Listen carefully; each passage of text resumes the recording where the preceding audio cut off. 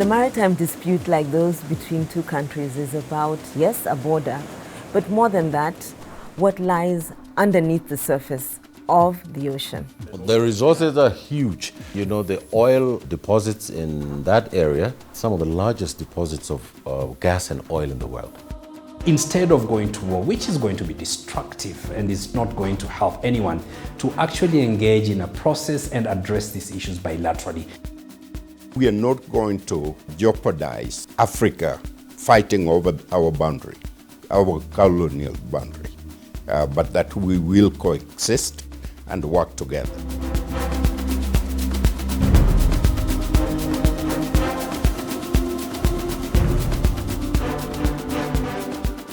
Outside interests have never been far from the conflict between Kenya and Somalia. The scramble for Africa involved 5 outside countries competing for Somali territory. I think in those days, I wouldn't say it was so much natural resources in Somalia or the region. It was more strategic to the global geopolitics. But in latter times, today we know there's something more. There are minerals, there's oil, there's gas, and there's a lot of tuna fish in the neighborhood. So the rationale today would be slightly different, at least in the whole area, if not the rest of the continent. We know they knew what there was. The Cold War involved 2 superpowers competing for strategic advantage in the Horn. Hello and welcome to Smart Investing Market Insights. Today we are here to talk about the new oil Cold War. I'm referring to the battle over the untapped oil resources in Africa that will shift the Today, the geostrategic chess game continues, and the competition for natural resources means that the international community continues to maintain an intense interest in the Horn of Africa, despite the very real dangers involved. The countries in the Gulf, including Turkey, which is not in the Gulf, so the United Arab Emirates, Qatar, Saudi Arabia, and Turkey have shown a lot of interest in Somalia. One, because of the geostrategic location that Somalia is in global trade. These countries would wish to control or influence decisions that are made in Somalia and in the Horn of Africa region. The Gulf states are more and more engaging in what happens in terms of the economic development in Africa, and in particular, the Horn of Africa. And not only do they have an interest in the economies and the commerce in the Horn of Africa, so does China. So where China seems to have invested, we are seeing more and more similar interests from the Gulf states. Somalia experienced its first oil rush from the 1960s onwards, with licenses awarded to oil majors such as Eni, Total, Chevron and Shell in the 1980s. An embargo was imposed in 1991 after Siad Barre was toppled, freezing resource extraction in conflict-stricken areas. Only after the formation of a central federal government in 2012 did oil sharing become possible again. It's the prospect of huge wealth from the floor of the Indian Ocean that is at the root of a major diplomatic row between the 2 countries. This is a very rich, oil-laden ocean. But beyond that, of course, there are other things under the sea, notably fish. In the years after independence, the OAU resolved that fledgling African nations would live with the borders that the colonial powers had bequeathed them. This was thought better than risking war over disputed boundaries. In 1964, the OAU passed a resolution that we do not change the boundaries as they were left to us by the colonialists. I think Somalia uses this case. Somalia is claiming all of northern Kenya. It's saying that's still our country. It's still claiming all the way down to Lamu here and saying that's Somali territory. These states can sit down together and look at these cartographic maps. Where were we? What are we claiming? How can we resolve this issue? International law has East Africa's national boundaries extending eastward on a line of latitude into the Indian Ocean. But Somalia has disputed this.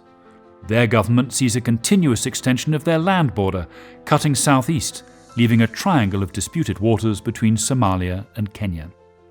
Kenya talked about having a lateral boundary, a parallel latitude, And Somalia chose to define its own interests as a line that basically cut across the Indian Ocean towards a tip near Tanzania's border. The boundary goes parallel to every country, like Kenya and Tanzania have a clear parallel straight into the sea. If you change that, then you have to change Mozambique border, you have to change South African border, then you have to change the rest of African border. So that is the issue, and that is really supported by AU.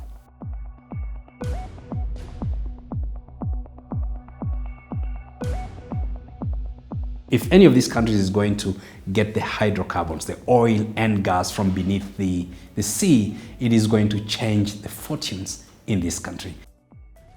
In 2009, both nations agreed to a memorandum backed by the UN to resolve the dispute through negotiation. 5 years later, Somalia claimed that the talks had failed, so they went to the International Court of Justice, the UN's highest court, for a ruling instead. Apparently, Somalia didn't trust the negotiations ongoing and went straight to the ICJ. This surprised many. There would have been other options, local options, the East African Community, the IGAD, Africa Union, but they went straight to the UN. And indeed, even the Commonwealth had been engendered in this discussion. The court is supposed to be the final arbiter in disputes between nations. In 2021, the panel of 14 judges split the disputed area in two. Although this looks like a compromise, Somalia is the happier of the two nations, gaining a lot of what it claimed, while Kenya did not want to give up anything at all. The court finds that there is no compelling evidence that Somalia has acquiesced to the maritime boundary claimed by Kenya, and that consequently, there is no agreed maritime boundary between the parties at the parallel of latitude. What the ICJ decided was to uphold none of the two positions on what the maritime boundary would be, but rather create a zone, a triangular zone, that then would give more, in fact, ocean to Somalia, but less from Kenya's claim. So for Somalia, this was a win. They never really had a definition of a boundary, but for Kenya, it was a loss. We ended up with much less than Kenya expected it would get out of the ICJ. This decision is, in the circumstances, a zero-sum game, which will only strain the relations between our two countries. It will also reverse the social, political, and economic gains and potentially aggravate the peace and security situation in the fragile Horn of Africa region. Kenya has refused to recognize the judgment. They've accused the court of bias, pointing to the presence of a Somali on the panel. What we get from this maritime boundary? Is there oil? And if there is, how can we together mine the resource? Because it benefits not just one state, but the region. And indeed, the economic prosperity and growth of a neighbor is a prosperity of Kenya. If we figure out the political conditions in Somalia, which means a united nation, a country that is going to participate in East Africa, and a state that's going to take its responsibilities, then we would be putting our right foot forward in Somalia.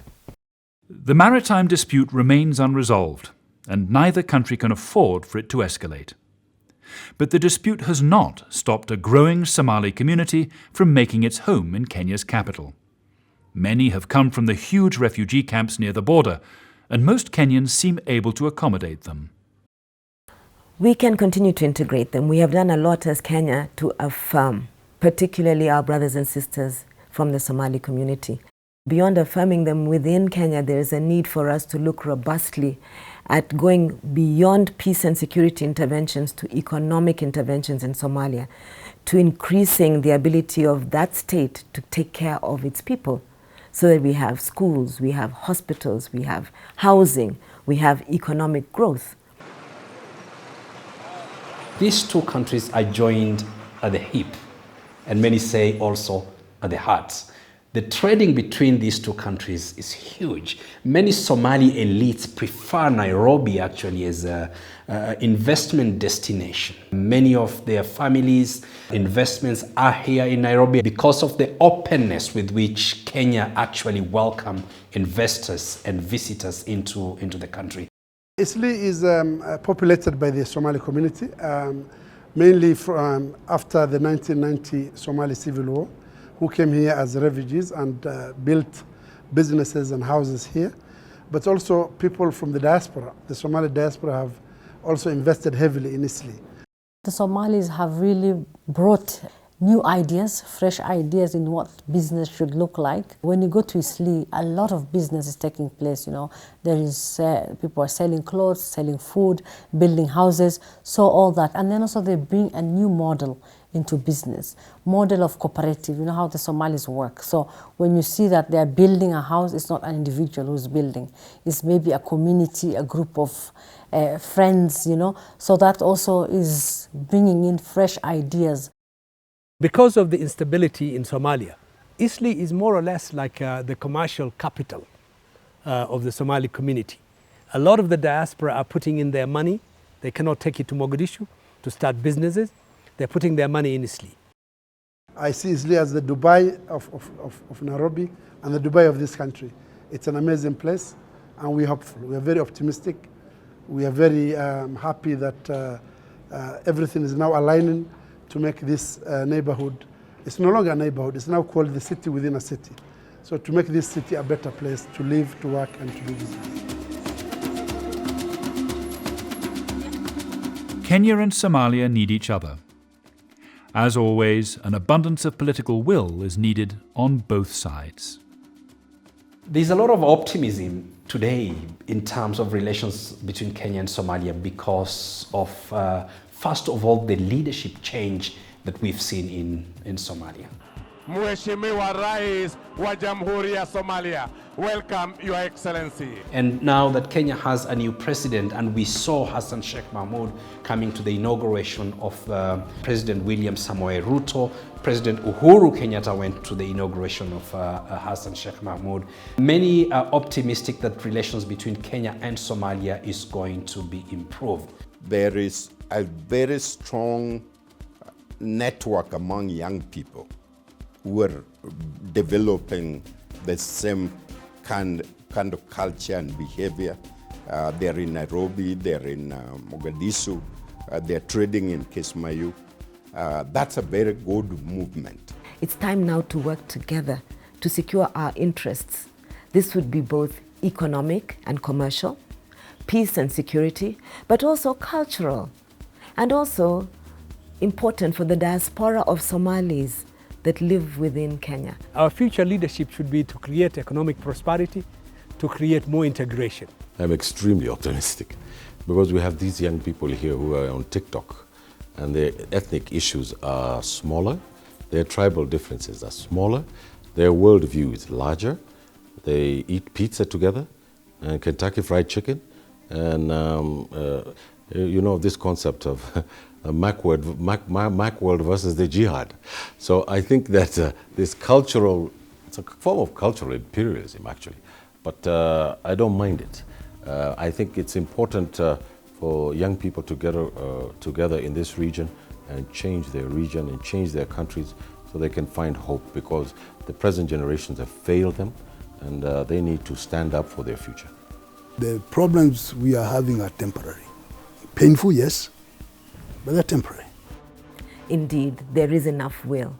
We have millions of people across both borders who deserve a future of peace, prosperity, harmony, not just for themselves, but for their children.